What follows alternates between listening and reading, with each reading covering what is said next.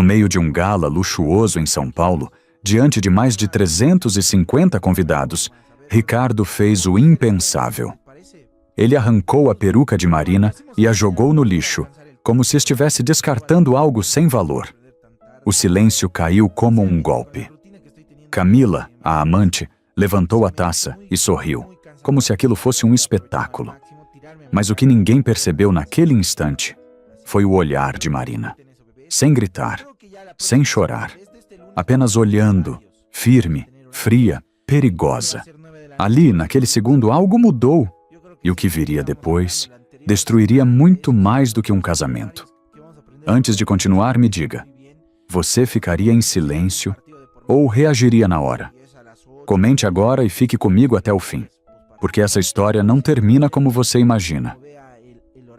Marina não correu, não se escondeu, não pediu ajuda. Ela ficou ali, de cabeça descoberta, sob a luz dourada do salão e com centenas de olhos cravados nela. O lugar que segundos antes era barulho, música e taças tilintando. Agora parecia pesado, denso, quase sufocante. Ela levou a mão lentamente até a cabeça. Sentiu o próprio couro cabeludo exposto. Sentiu o ar frio. Sentiu o olhar das pessoas. Mas não abaixou o rosto.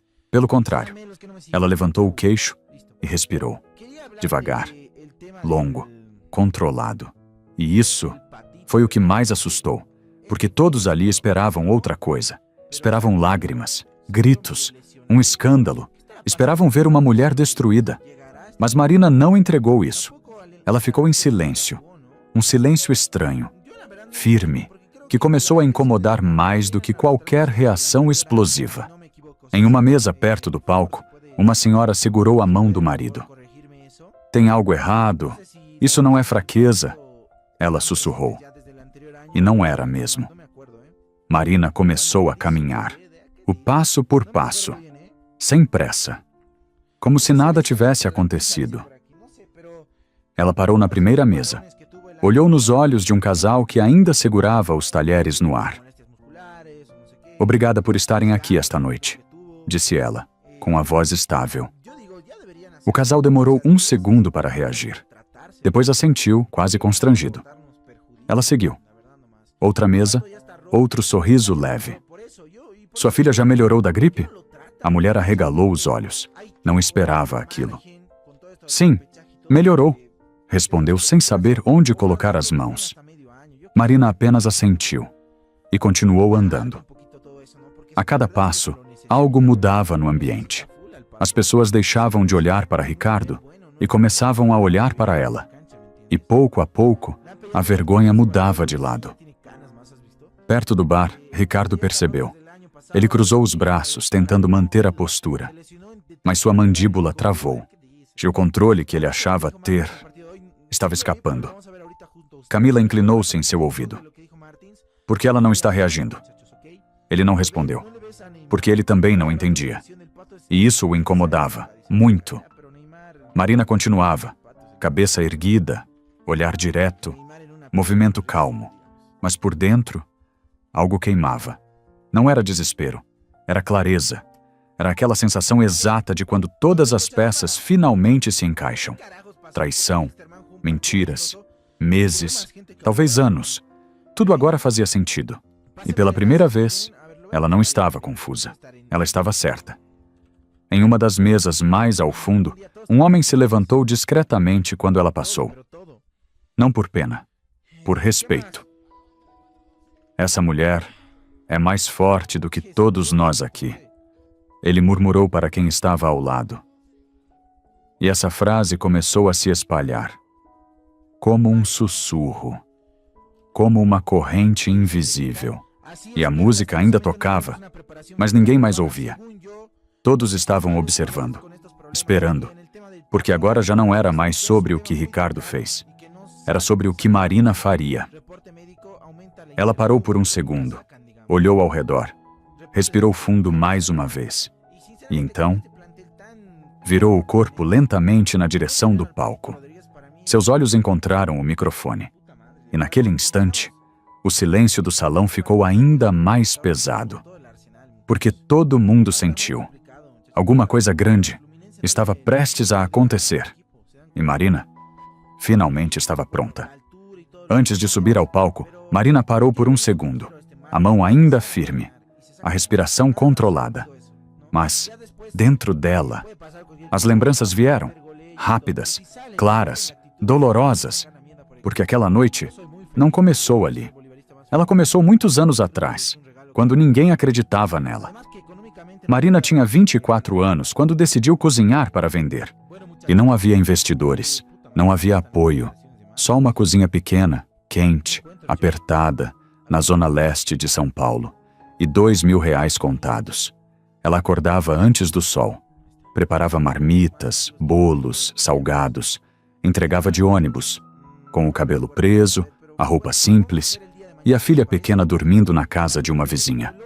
Cada real que entrava, voltava para o negócio. Cada erro, ela aprendia sozinha. Ninguém via, ninguém aplaudia. Mas ela continuava, porque ela sabia, aquilo era dela. Foi assim que nasceu o sabor da Marina. Primeiro, pedidos pequenos, depois festas de bairro, depois casamentos. Até que, um dia, vieram os eventos grandes, empresas, igrejas e, finalmente, aquele gala. O mesmo gala onde agora tentavam destruí-la. Enquanto isso, Ricardo apareceu. No começo ele parecia apoio. Ele sorria, falava bem, conquistava clientes, ou ele dizia: "Você é o coração, eu só ajudo com as pessoas." E Marina acreditou, porque queria acreditar. Ela deixou ele entrar, nos contratos, nas reuniões, na vida. Mas o que ninguém via era a verdade. Cada receita era dela. Cada fornecedor era dela. Cada documento, assinado por ela. Ricardo aparecia na frente. Mas quem sustentava tudo era Marina. E aos poucos, algo mudou. Ele começou a falar diferente. Minha empresa. Não mais nossa. Ele começou a chegar tarde, a esconder o celular, a evitar perguntas. E, mesmo assim, Marina ficou, porque ela ainda estava tentando salvar o que já estava quebrado. No salão, enquanto ela caminhava em direção ao palco, tudo isso passava pela mente dela. Não como saudade, mas como prova. Prova de quem ela era. Prova do que ela construiu. E, principalmente, prova do que tentaram roubar. Perto do bar, Ricardo riu nervoso. Tentou falar com um empresário ao lado. É só drama. Ela sempre foi assim. Mas o homem não respondeu. Só olhou para Marina. E depois, virou o rosto. A confiança de Ricardo começou a rachar. Porque a história que ele contou por anos já não parecia mais convincente. Marina subiu o primeiro degrau do palco. O salto tocou firme, sem hesitação. No fundo do salão, algumas pessoas se inclinaram para a frente. Ninguém piscava. Porque, naquele momento, todos começaram a entender. Aquilo não era uma mulher humilhada. Era uma mulher que sabia exatamente quem era. E isso mudava tudo. Ela segurou o microfone. Por um segundo, não falou. Deixou o silêncio crescer. Deixou o peso daquele momento cair sobre cada pessoa ali. E então, com a voz firme e sem tremor, ela disse: "Eu comecei esse negócio com R$ 2.000 e 2 mãos." A frase cortou o ar, simples, direta, irrefutável. E naquele instante, a narrativa começou a virar. Não era mais sobre o escândalo, era sobre a verdade. E a verdade finalmente tinha encontrado o lugar certo para aparecer. O salão ainda estava em silêncio. As palavras de Marina pairavam no ar. Mas ela não terminou. Ela apertou o microfone com mais firmeza e deu um passo à frente. O que vocês estão vendo hoje não começou hoje. Algumas pessoas trocaram olhares, outras se inclinaram na cadeira, porque naquele momento, todos perceberam, havia mais, muito mais. Marina ergueu o olhar na direção de Ricardo. Não havia raiva, havia certeza. Nos últimos 18 meses, alguém dentro da minha própria empresa tentou me apagar. Um murmúrio percorreu o salão. Ricardo engoliu seco. Camila apertou a taça com força. Marina continuou. Transferências foram feitas sem minha autorização. Contas abertas com dinheiro que eu nunca aprovei. Documentos assinados com o meu nome, sem que eu sequer soubesse. Agora ninguém mais disfarçava. As pessoas começaram a virar o corpo, a olhar diretamente para Ricardo, e pela primeira vez naquela noite, ele sentiu o julgamento. Mas Marina não parou. Ela não levantou a voz, e isso tornava tudo mais pesado.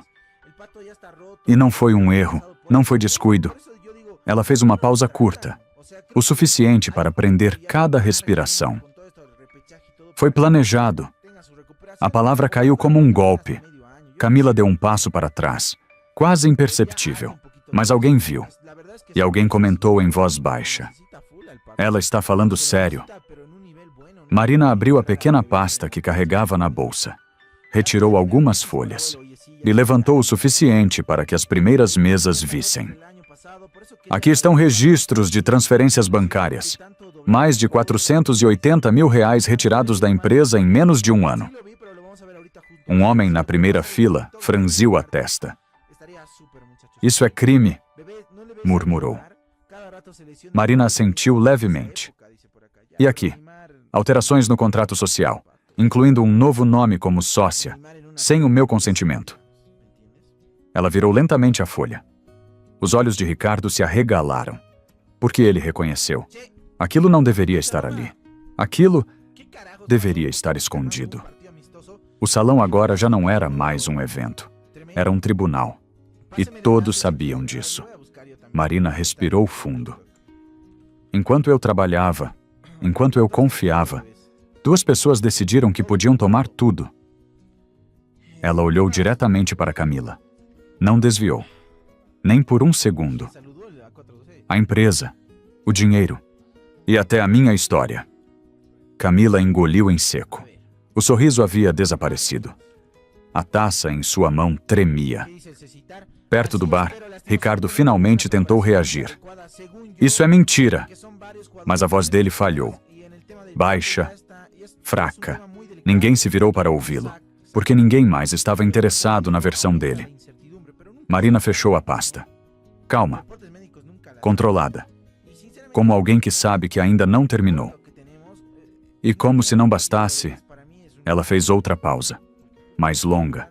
Mais pesada. Um pedido de divórcio já estava pronto. Agora o impacto foi maior. Algumas pessoas levaram a mão à boca. Outras balançaram a cabeça incrédulas. Marina continuou com a voz firme. Nele, eu fui descrita como alguém que nunca contribuiu para o negócio. Um silêncio profundo tomou conta do salão.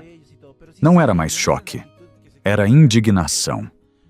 Porque agora, todos entendiam que não era apenas traição.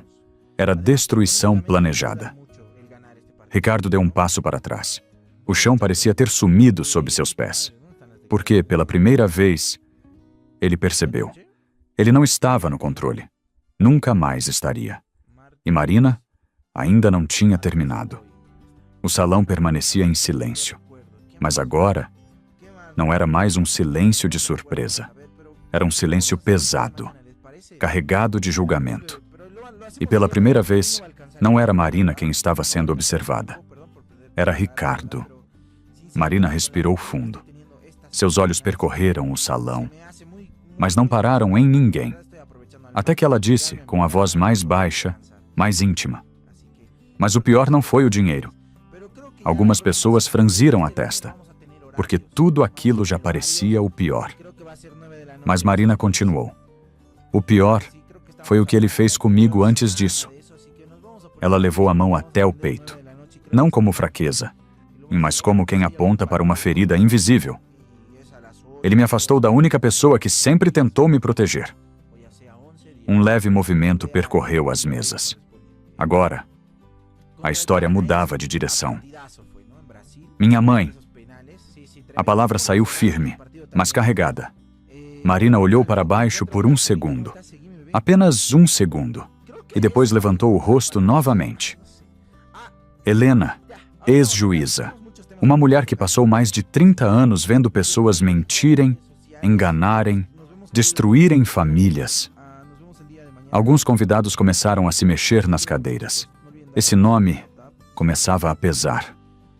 Marina continuou. Ela nunca confiou nele. Um homem ao fundo murmurou. Claro que não. Mas Marina ergueu levemente a mão. Não para interromper, mas para guiar.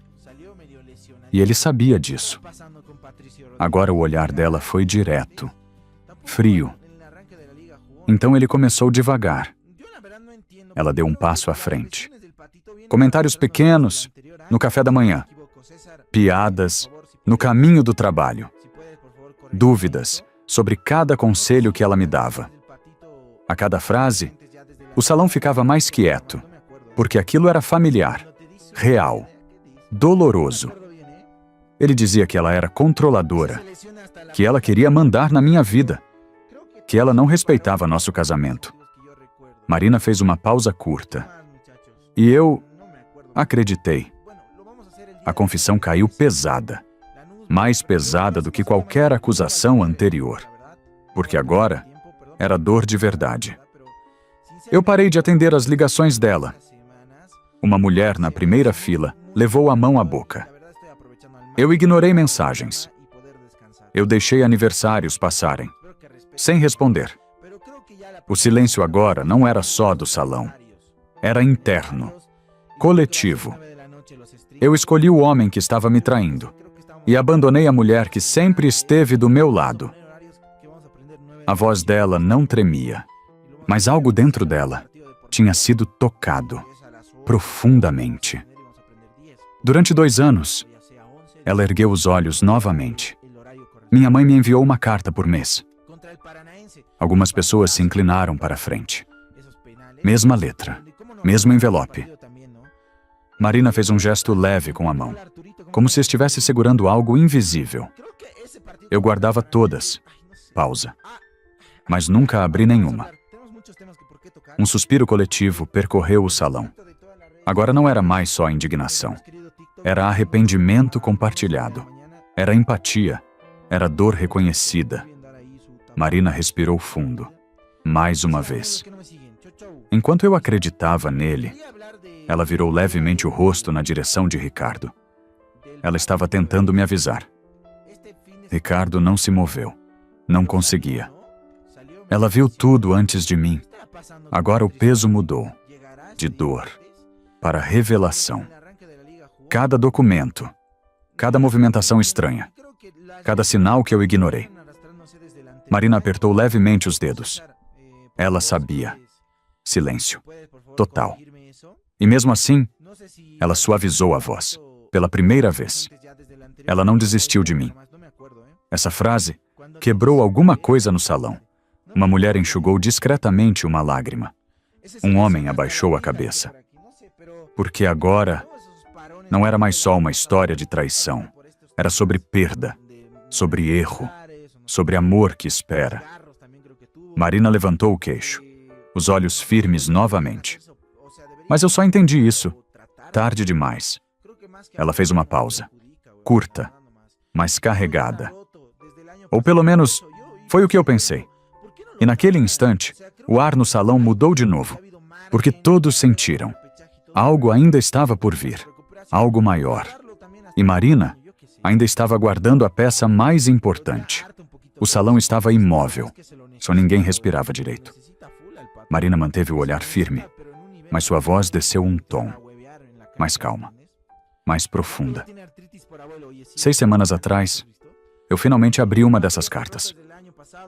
O impacto foi imediato. Algumas pessoas trocaram olhares. Outras se inclinaram ainda mais para frente. Porque agora vinha a virada. Marina continuou. Eu encontrei aquela carta no fundo da gaveta, como todas as outras. Mesmo envelope, mesma letra. Ela fez um gesto leve com a mão.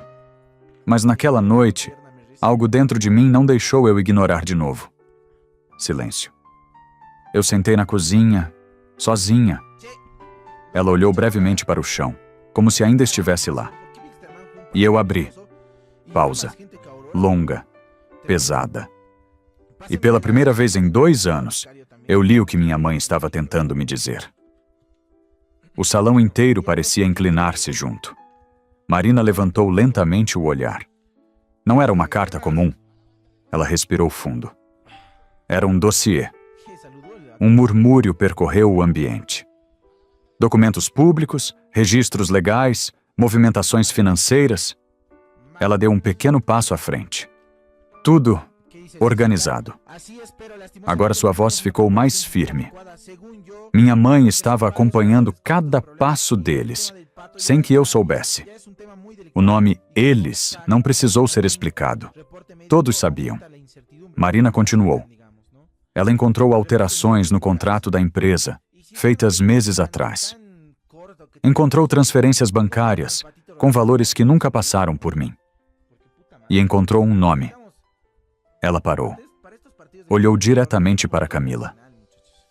Um nome que não deveria estar lá. Camila ficou imóvel, como se o corpo tivesse travado. Camila não era só uma amante. A frase veio seca. Ela já estava dentro da empresa. Um suspiro coletivo ecoou pelo salão. E agora tudo fazia sentido.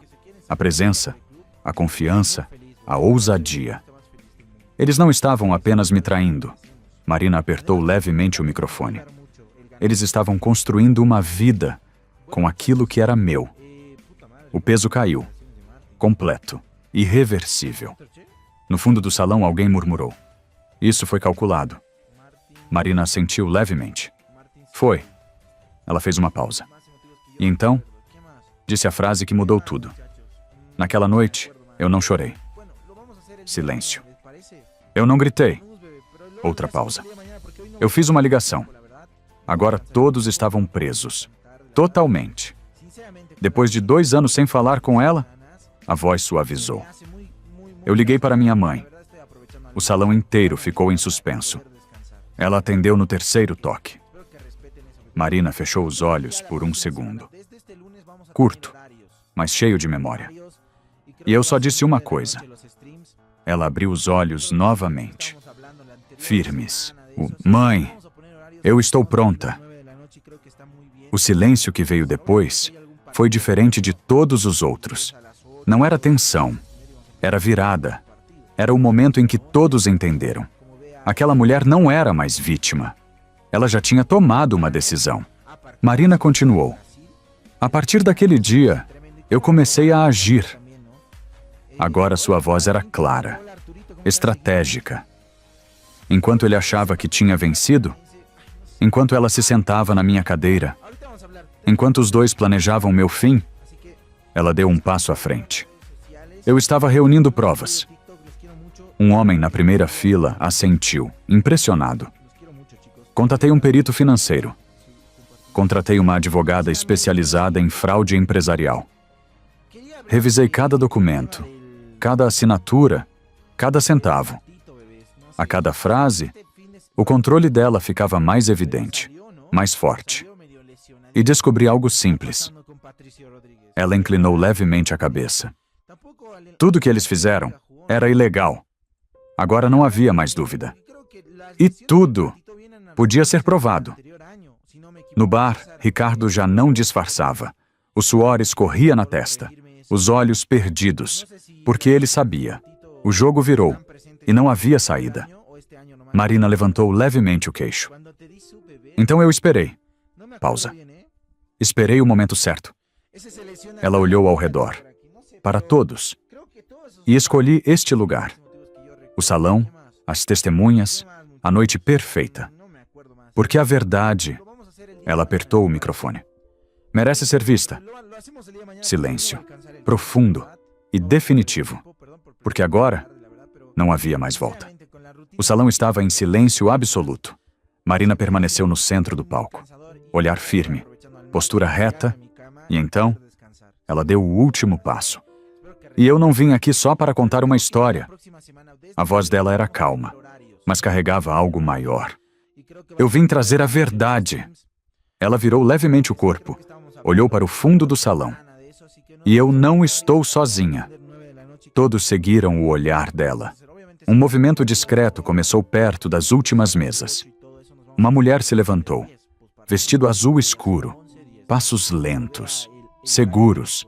O som do salto ecoava no chão de mármore, como um relógio marcando o fim de algo e o começo de outra coisa. Algumas pessoas reconheceram, outras apenas sentiram o peso da presença. Marina voltou ao microfone. Essa é Helena. Pausa. Minha mãe. O nome caiu no salão como uma confirmação. Ex-juíza do Tribunal de Justiça do Rio de Janeiro. Agora não havia mais dúvida. Aquilo não era só um desabafo. Era um caso. Helena subiu os degraus do palco, sem pressa, sem olhar para os lados, apenas caminhando, como alguém que já fez isso a vida inteira. Então ela parou ao lado da filha, colocou uma pasta grossa sobre o púlpito e abriu. O som do papel ecoou no silêncio. Marina continuou. Tudo que eu apresentei já foi analisado. Helena ajustou os óculos. Perícia financeira, documentos registrados, assinaturas verificadas. A voz dela era baixa, mas firme. Nada aqui é opinião. Pausa. É prova. O impacto foi imediato. Um murmúrio atravessou o salão. Agora, não era mais dúvida, era certeza. Helena virou uma página. Transferências não autorizadas. Outra página. Alterações contratuais fraudulentas. Mais uma. Uso indevido de recursos da empresa. Ela fechou a pasta com calma. Tudo já encaminhado ao Ministério Público. O ar mudou. Definitivamente. No bar, Ricardo perdeu o equilíbrio por um segundo. A mão dele buscou apoio na mesa. Mas ninguém se aproximou. E ninguém ofereceu ajuda. Porque agora, ele estava sozinho. Completamente. Camila tentou dar um passo em direção à saída. Mas parou. Porque percebeu algo simples. As pessoas não abriram caminho. Não era força. Era rejeição. Era invisibilidade. Marina voltou a falar. Eu poderia ter feito isso em silêncio. Ela olhou ao redor. Mas vocês precisavam ver. Pausa. Porque muitos aqui confiaram nele. Um homem desviou o olhar. Outro cruzou os braços. Alguns assentiram, constrangidos. E muitos acreditaram que eu não fazia parte de nada disso. A voz dela não acusava, mas revelava. Hoje, vocês viram quem construiu. Ela levou a mão ao peito. E quem tentou destruir? Silêncio. Profundo.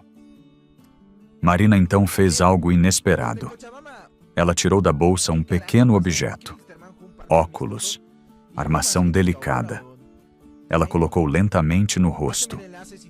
E, por um instante, pareceu enxergar tudo com ainda mais clareza. Minha mãe me disse uma coisa. A voz suavizou. Quando você estiver pronta, você vai ver. Ela respirou fundo. Hoje, eu vejo. No fundo do salão, alguém começou a bater palmas. Uma palma, depois outra, e outra, até que o som cresceu. Não era comemoração, era reconhecimento, era justiça sendo vista. Helena permaneceu em silêncio, apenas ao lado da filha, presente, firme, como sempre esteve. Marina abaixou lentamente o microfone, mas antes de sair, disse: "E isso é só o começo." Ricardo fechou os olhos por um segundo, porque ele entendeu. Aquilo não terminava ali. Aquilo era o fim da mentira e o início das consequências. O silêncio daquela noite não terminou no salão. Ele seguiu Ricardo para fora dali. Em poucos dias, as contas foram bloqueadas, de contratos cancelados, chamadas ignoradas. O homem que se apresentava como dono de tudo não tinha mais nada, nem dinheiro, nem respeito, nem voz. Camila desapareceu como se nunca tivesse existido, sem despedida, sem explicação. Porque pessoas assim só ficam enquanto há algo para ganhar. Mas Marina ficou. 6 meses depois, o sol entrava pela cozinha do sabor da Marina. Sem peruca, sem medo. Ela trabalhava com as próprias mãos, como sempre fez. Mas agora, com algo diferente. Paz. A filha corria pelo espaço, ria, tocava o rosto da mãe com carinho e, ao fundo, Helena observava. Sem dizer, eu avisei. Sem julgar, apenas presente. Porque o amor verdadeiro não cobra, ele espera. Marina não reconstruiu só um negócio.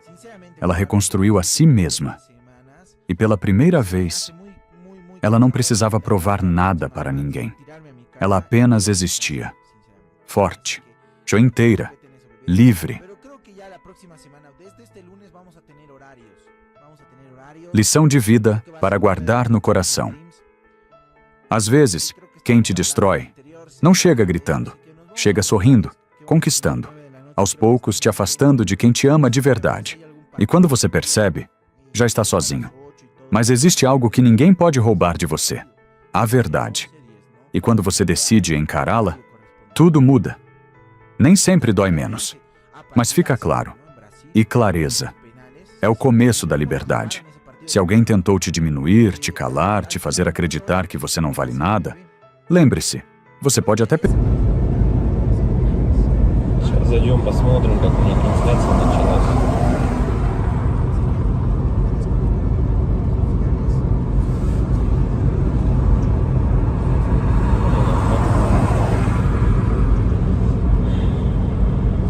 Если вот рассматривать, я говорю, задумываясь о том, что прожитые типа 30 лет, так смотришь на многих людей, которые сейчас, соответственно, живут, которым в районе 30, которые уже потеряли вообще вкус к жизни, да, радость какую-то от жизни. Таких, причем, кстати, становится все больше и больше. Мне кажется, этот средний возраст, когда говорили, что начинается вот этот кризис среднего возраста, он тоже сместился, как и говорят, что сейчас люди, в принципе, быстрее взрослеют, быстрее осмысливают все, да, почему-то это всегда все в плохом больше ключе на самом деле, да, вот что сейчас дети, к примеру, быстрее взрослеют, вот, и мне кажется, кризис вот этот среднего возраста, он, наверное, тоже сместился. И вот я думаю, что он сместился где-то в районе 30 лет. Опять-таки, это тоже не со всеми, наверное, связано. Не у всех людей так, все люди разные. И когда приходишь к той мысли о том, что помимо того, что люди сами по себе стали такие вот, наверное, депрессивные, да, времена такие сложные, да, вот это вот еще извне много каких вещей случается, на данный момент, которые людям усугубляют эту ситуацию на самом деле, вот этой депрессии, вот этих кризисов, да, каких-то переходных моментов в жизни. И непонятно, если конец этому всему, да, наступает у людей потом белая полоса в жизни, и они не могут выбраться из нее. Примеров достаточно на самом деле много. К примеру, вот сосед у меня есть такой хороший парень был. И есть, он хороший человек сам по себе. Но вот у него сейчас очень сложные времена такие, как бы дизмораль на него напала. О том, что он не реализовался в своей жизни к 30 годам, что жизнь у него кончена. И не может он выбраться из этой ситуации. Да? Как говорят, если мы говорим, что это мужики такие, да, типа слабые, да, какие-то, безморальные, как бы такие вот, что в основном это случается, наверное, зачастую, может быть, это у мужиков случается в этом возрасте, такой кризис, наверное, да, каких-то неудач в своей жизни, не пришедших ни к чему достойному и хорошему. Но вопрос в том, что это мужики такие, типа слабые, или времена такие стали, что Если вот разобраться так, вот, например, возьмем даже с древних времен, когда человеку нужно было добывать пищу самому, да, там убивать мамонтов, мужику стоило там сходить на охоту. Да, на охоту он сходил, кого-то там добыл добычу, принес домой, да, что-то где-то там поделал дома, и все как бы. Ну и это возможно как работа тоже на ежедневной основе, да, была. И как бы мужик в то время считался, но еще воином были, они воинами были, не воевали, да. В любом случае это все такая в основном физическая была работа, типа стратегии именно добычи пищи какой-то себе. Ну, тут вот требовалось, возможно, какое-то знание, да, тут я не спорю. Но в основном это была физическая работа. Если взять, к примеру, не такие далекие времена, когда там люди вот только выходили из пещер, да, взять даже, допустим, 50 лет назад, 100 лет назад, да, когда люди работали на заводах, и что тогда считалось именно мужиком, да, таким. Разница была, наверное, с нынешними временами в том, что если ты работал, к примеру, на заводе на каком-то, то тебе было этого всего достаточно. То есть ты уходил на завод, отработал свое время, да, пришел домой,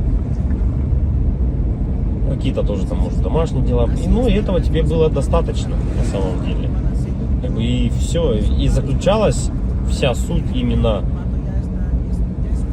мужчин, ну вот, как бы устроиться главное на завод и работать физически, опять-таки, да, получить какое-то образование, так, ну, как бы среднеспециальное, к примеру, да, какой-нибудь токарь, идти на завод, отработать там 8-12 часов, это не легкая работа, я не спорю тоже с этим, но опять-таки этого зато было достаточно.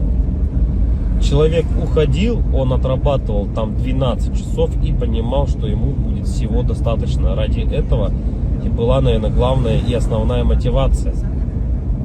Да?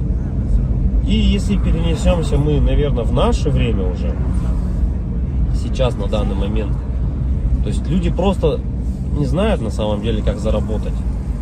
Как получить жилье, как получить новый автомобиль. То есть способов получения данного результата его нету как такового. Это говоря о том, что ты будешь ходить на работу по 8, по 12 часов, допустим, сутками там работать, да, ты не заработаешь на машину, заработаешь ты на нее через 5 лет, если ты там не будешь ни пить, ни есть, как бы, да. Ну ладно, если вообще не тратить деньги, ты заработаешь год. Ну такого же невозможно, это же только где-то в сказках. С учетом нынешних трат, то есть даже при зарплате какой-то средней, там 100 тысяч рублей, ну где-то 60, где-то 70, где-то 80. Возьмем от 60, наверное, до 120. То есть, к примеру, достижение результата такой, как, к примеру, квартира, недвижка какая-то своя, это кредиты, ипотеки. То есть вот здесь и сейчас ты берешь. И залазя все глубже и глубже, то есть, как сказать, взял ты, к примеру, себе недвижимость, да, в ипотеку, пусть она будет так. Помимо тех трат, к примеру, помимо этой ипотеки, там, ремонт и так далее, тебе за эти 20 лет нужно и телефоны менять, и одежду менять, и так далее, там, кушать надо. Машины также в этот же момент менять тебе надо. И то есть это кабала на самом деле такая, она дизморальная. И к чему это все? Что же значит мужик в наше время, который ходит на завод, работает 12 часов, а денег у него все равно нету. Как бы добычу он принести уже не может, да? Ну типа он может сходить в лес, но от этого толку особо не будет. И, наверное, сам интернет, во-первых, расфорсил вот это вот все, то, что люди должны зарабатывать какие-то миллионы, они должны зарабатывать. Это было бы шикарно, если бы каждый зарабатывал. Но каждый по своей сути не может столько зарабатывать, да, потому что не хватит денег, чтобы каждый. А может их и хватит, но никто никому не даст так зарабатывать. И вот возвращаясь, к примеру, к тому, что какая зарплата? Ну, 1300, наверное, должна быть в наше время, чтобы как бы себя, наверное, обеспечивать, да? Хорошо. Одному. И кто же тогда мужик в наше время? Типа, что он должен делать? Что он должен выполнять? Как бы, если он ходит на работу, но смысла от этого нету. Ну, как бы он есть, да, у тебя какой-то идет доход, но если его недостаточно. Смотришь другие профессии, другую работу, да,